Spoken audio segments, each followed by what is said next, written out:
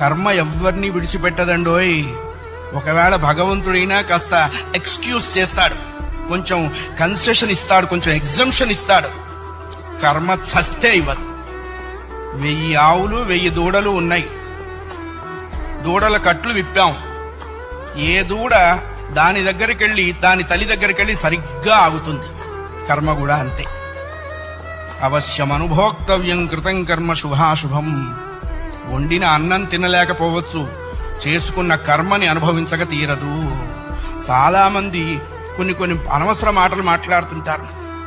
బ్రతకదలుచుకోలేదు, చచ్చిపోదాం అనుకుంటున్నా.